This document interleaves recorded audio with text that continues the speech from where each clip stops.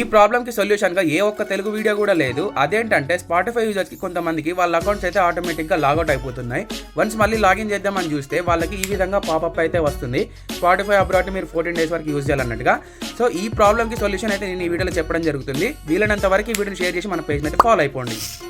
So దీనికోసం ముందుగా మీరు ప్లేస్టోర్ నుంచి ఏదో ఒక VPN యాప్ని అయితే ఇన్స్టాల్ చేసుకోండి. నేను సూపర్ VPN యాప్ని ఇన్స్టాల్ చేసిన. యాప్ని ఇన్స్టాల్ చేసుకున్న తర్వాత ఓపెన్ చేయండి. ఓపెన్ చేసి ఇక్కడ మీరు యూకేకి అయితే కనెక్ట్ కండి VPNని. వన్స్ VPN కనెక్ట్ అయిపోయిన తర్వాత యాప్ని క్లోజ్ చేసి ఇప్పుడు మీరు స్పాటిఫైని అయితే ఓపెన్ చేయండి.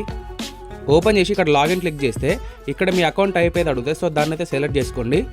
సెలెక్ట్ చేసుకున్న తర్వాత ఇక్కడ గో టు లాగిన్ అని ఉంది కదా, సో దీన్ని అయితే క్లిక్ చేయండి.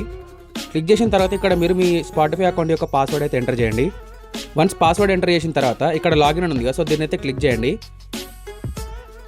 సో చూసుకోవచ్చు ఫైనలీ అకౌంట్ అయితే లాగిన్ అయితే అయిపోయింది. సో ఒకసారి డైరెక్ట్ ఇట్లా లాగిన్ కాకుండా ఒక్కసారి ఏమడుగుతా అంటే క్యాప్చా అడుగుతుంది. సో అది మీకు స్క్రీన్ మీద డిస్ప్లే ఇస్తున్నా.